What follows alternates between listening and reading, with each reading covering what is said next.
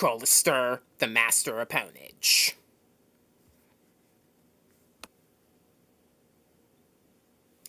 Hey guys, Crowlister here with the discussion video. I wanted to share with you my thoughts on what was announced from Nintendo in the month of June after the 18th Direct that we had, and why we are likely going to get Pokémon Legends Z-A later rather than sooner. A while back, I did make a video under the perspective of my Lucario, Orin, explaining how we could possibly get a game from an outsourced company later this year, and it's coming to light that that's not going to be the case at all. So, how you like that, Orin? Master, not everybody can always be right, you know. Everybody in life makes mistakes. True. Nobody is always right, you know. Not even credible inside sources that leak information. And talking about making mistakes, leaking info is also a mistake, which I'm going to talk about in a bit. For the moment, though, let's share what I think about what was announced in the Direct presentation that we had, shall we? Alright, so, without further ado, let's talk about what I thought about the Direct presentation. I have songs from Super Smash Bros. Playing on my television in the background, so at least I can have background music in some way. With my downgraded video setup that I'll talk about later. The rights to the music are obviously owned by their respective creators. So, some of the bigger announcements that were in the Direct presentation that we got included Zelda Echoes of Wisdom, which is a Zelda game where Zelda is the main character and is on a quest to save Link, which I kinda always knew would happen one day. I mean, didn't back in the DS games Nintendo make a game where Peach was the main character and was out to save Mario, Super Princess Peach? Did you forget about that game's existence? Because I think Nintendo might have. And while I'm not really a huge Zelda fan personally, Zelda games are a bit too complex for me, and I'm just not into it as much. Though I did play both of the N64 ones all the way through, as well as the first NES one. So, that's just me. The fact that they actually went as far as to make a game like that, though, with Zelda as the main character is, quite a surprise, I'd say. For Mario fans, we got Mario and Luigi Brothership, which is a new Mario and Luigi role-playing game, and Mario Party Jamboree, a new Mario Party game. And the big announcement at the end of the Direct, of course, was Metroid Prime 4 Beyond. Metroid Prime 4 had been confirmed to be for the Nintendo Switch for so long, since the console was announced. And it didn't come out sooner than it is now because they screwed up during the development and had to start over. And now it's coming out as possibly one of the final, if not the final, of games to come for the Nintendo Switch console. So, have that. I haven't played any of the Metroid Prime games, though. I've only played the classic format Metroid games. And that's alright, considering that,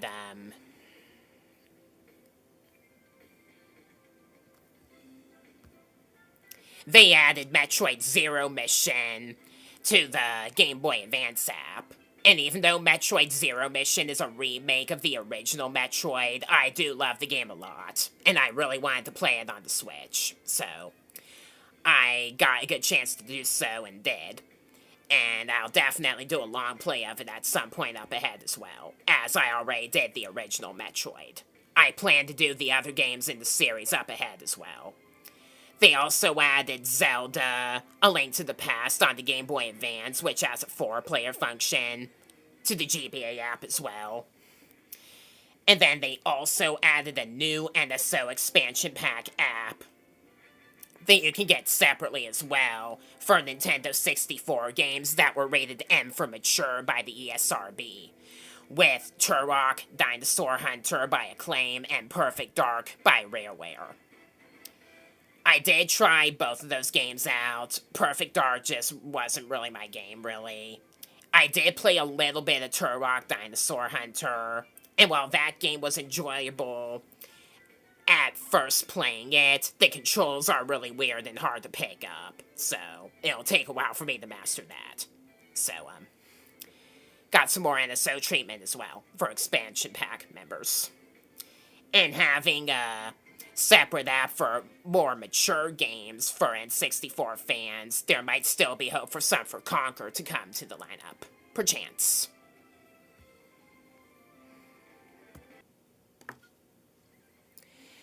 So, in the Nintendo Direct presentation, there was no mention about Pokemon whatsoever the entire presentation. And you shouldn't have expected it, because Pokemon are their own company, and they prefer to do announcements their own way. To tell you the truth, Pokemon's creators are technically third party, so they're not directly a part of Nintendo, so to say.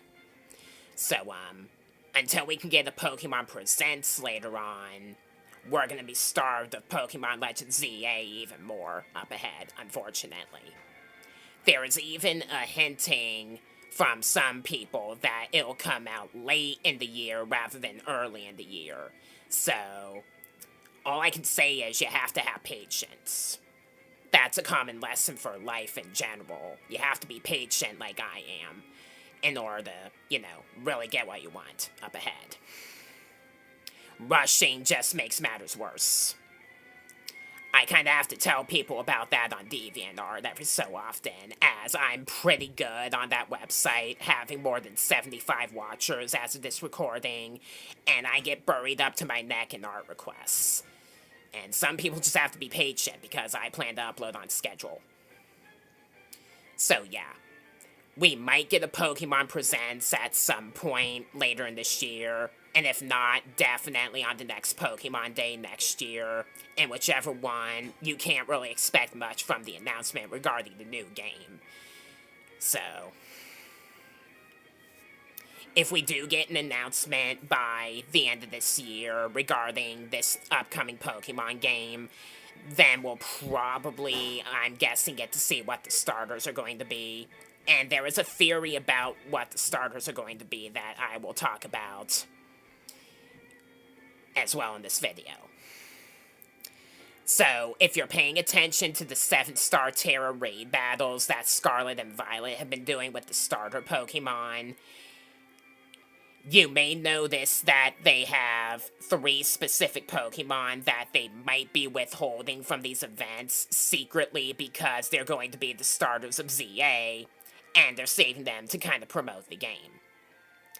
Of all the water-type starters, Feraligatr is the one and only water starter that has yet to star in the 7-star Terra raid battle. Grass types are down to Torterra and Serperior, and fire types are down to Blaziken and Incineroar, I think. So, we could probably rule out Blaziken since the Hoenn starters already have Mega Evolutions, and we know Mega Evolutions are going to be in Pokemon Legends Z-A anyway. And it's pretty unlikely, in my opinion, that they would choose the Sinnoh starters after just having Sinnoh remakes in the prequel with Pokemon Legends Arceus. So, it's possible, therefore, that Serperior could be the grass starter, Incineroar the fire starter, and Feraligatr the water starter. And they would continue a trend where the Legends series, for like a trilogy, would choose a starter from Alola, like Rowlet, one from Johto, like Cyndaquil, and one from Unova, like Oshawott. The other starters that are being theorized for ZA are also pretty popular, like the ones from Pokemon Legends Arceus are. So, it's possible. It's just a theory, so that should not be taken as a confirmation.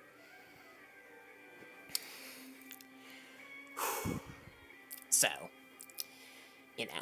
some people even think differently, like we might get different starters, like Piplup as the water starter, for example. And some people think we're just gonna get the Kalos and Kanto starters, which could very well happen as well. There's no promising that there will be any new Mega Evolutions. We just know that Mega Evolution will be re-explored in Pokemon Legends Z-A, and that the entire game will be in Lumio City, not Kalos as a whole. So, they're gonna have to turn this place into a multi-megaplex of some kind, compared to what it was in the original game. And I'm not sure how they're going to do that, so we'll just have to wait and see, huh? So yeah, it's coming to light that this is going to be a gap year, like the third one ever for the franchise, following the year after the game's debut and the year after Gold and Silver released internationally, with the only game coming out this year being Pokemon Trading Card Game Pockets. And mobile games aren't really in the question for a lot of people. I'm kind of glad, actually, that we're not getting outsourced games for Unova or Johto like it was previously rumored, because, like I said before, I'm not fond of the Unova games, really, and I wasn't going to stand having one more dang game on the Nintendo Switch where Typhlosion got special recognition. Yes, I just said Typhlosion is overrated. Criminally overrated. If you have a problem with that, deal with it. So, you know. And after how Scarlet and Violet turned out with the lag and the bugs, Pokemon need an extra year to prepare for their new game. As in, like, Generation 10, I mean. So that it's not a laggy, glitchy mess. And that they have more development work to put into the game so it actually does turn out to be, one of the best in the series for real. The longer a game takes to develop, the better it'll be. Earlier this year, it was also announced by Nintendo President Shintaro Furukawa that the next console to succeed the Switch is going to be announced pretty imminently. At some point after the Direct by the end of the fiscal year, meaning the end of March. Making it clear before the Direct that the Direct will have no mention at all of the new console or any of its games. So, at any point in between that Direct and the end of March, we will be seeing Nintendo's next generation console. Whoop-de-freaking-do. I'm not going to go into detail about what was reportedly leaked about the console. I'll just give a brief paraphrase on what you should expect from it as a whole. From what's being said and what's being hinted, this is going to be a smooth transition from one platform to the other, meaning it's not going to be a radically different console like the Switch was from the Wii U. It's just going to be more like a Game Boy Color to Game Boy Advance transition, for example. And you should be able to use your Nintendo account on it if you sustain that, so that you can carry over your progression on your games and whatnot. And it should be a neat, new, powerful console, like a more capable Nintendo Switch in a way, with different hardware to work with it that you can't use on the previous console, obviously. And that's alright, because it'd be kind of hard to imagine how they're going to transcend from the Switch, while the Switch was one of the most successful game consoles to date, actually. So, yeah. I'm looking forward to it regardless. So, once that gets announced, I'll talk more about it here on my channel. And of course, you know, the elephant in the room, with a lot of Nintendo fans, a new Nintendo console means a new Super Smash Bros. Game, right? Well, Masahiro Sakurai, the creator of Super Smash Bros., uploaded the final video on his YouTube channel and announced that it would be the final video. So, there is a pretty good chance that he's gonna go back into game development after that.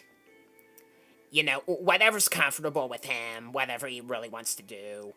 He did say he was considering retiring before for serious reasons, emotional and physical hardships. And then he seemed to change his mind later down the line, saying that Smash just wouldn't be the same without him as a worker involved in the game. I just hope he takes it easier compared to what he did in some of the previous games, because, you know, those hardships can really get to you. I know. I have a lot of emotional hardships myself growing up. So, I know how he feels in a way. Just without the real physical pain, the tendinitis and whatnot. So, if he wants to work on the next Smash like that, that's his own decision. He's also not sure how they're going to transcend from Smash Ultimate into a new game while making the new game be better. Which, you know, Smash Ultimate has 86 playable characters, or 89, depending on how you view Pyra and Mithra and the Pokemon Trainer, and not all of them are obviously going to make the cut in the next game because of development constraints. So, if they focus more on quality rather than quantity and make a decent game mode, whether or not it's an adventure mode, that can make up for some of the lost characters, that'd be good enough, I'd say. So, I'm not going to ask for much as a fan. I just want to report on what's, really real. There is one more detail I need to talk about regarding Nintendo updates, and that's not to leak information on the internet anymore.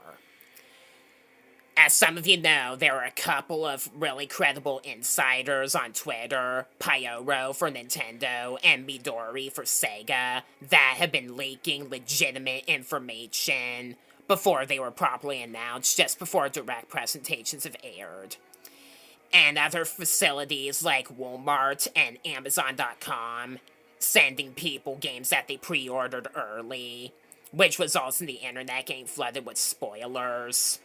Nintendo is perked up with that.